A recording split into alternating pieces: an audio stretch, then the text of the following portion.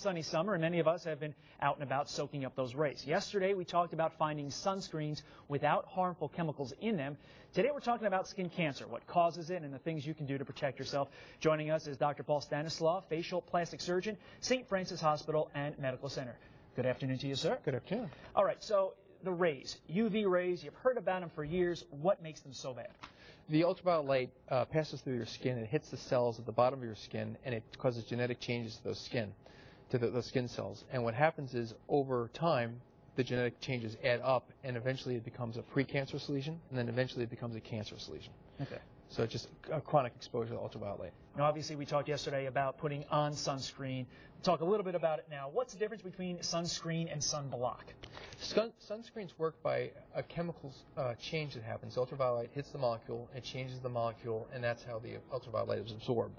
A sunblock is actually a mechanical block, so it's like putting on a shirt. So zinc oxide, titanium dioxide, what happens is light hits that molecule, that mineral, and it reflects it in black, and it bounces off. The zinc in the titanium dioxide is much safer. I mean, they use titanium dioxide in food products. Zinc is an essential mineral, so it's very safe for us to be exposed to, as opposed to the sunscreens. There was a recent study that showed that 90% of people who use the sunscreens actually had it in their blood. Now, we don't know the significance of it. We don't know if it's dangerous or not, but it still makes you think, why are we doing that? It seems like every year at around May, people start wondering, what is the deal with the SPF? What is too much? What is too little? Does it matter? Am I wasting money on a high SPF? Break it down for us. The SPF is just it's an arbitrary measuring of how long it takes for you to get a sunburn. So if it takes you 10 times longer to get a sunburn, it's an SPF 10. If it takes you 30 times longer, it's an SPF 30.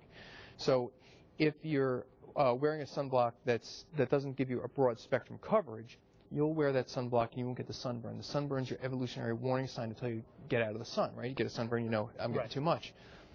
You take that away from you and you stay out in the sun longer. So you're getting all the ultraviolet light that causes skin cancer and wrinkles and pigmentation, but you think that you're doing okay.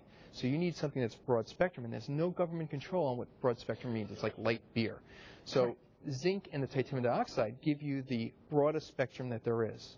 So the higher the percentage, so if you have 9% or higher of zinc or titanium dioxide, that you're getting a very broad spectrum and you're getting the broadest coverage. In your comparison to light beer, it's really more of an advertising as opposed to a medical thing. Well, that's exactly it. People come into me all the time and say, well, my makeup has got an SPF or my moisturizer got an SPF. All that is marketing to get you to buy the product. It's better than nothing, but it's not protecting you the way you think it is. So in sum, you're at the counter at the drugstore or at Costco or wherever. What should you look for? What should you buy? You got to turn it over, read the tiny, tiny print, and see zinc. Look for zinc or titanium, and it's rare. You're going to have to pick up 20 bottles to find zinc or titanium dioxide. You want it 9% or greater, and it might cost you a little bit more, but it's well worth that investment. It's well worth the investment. No offense, so that you don't have to go visit you for severe surgeries down the line. Correct. I appreciate it. Thanks so very much. Very, very important information. Obviously, it is July. People have been out in the sun already, but it's never too late to protect yourself. Absolutely. Appreciate it so much. All right, lots more to get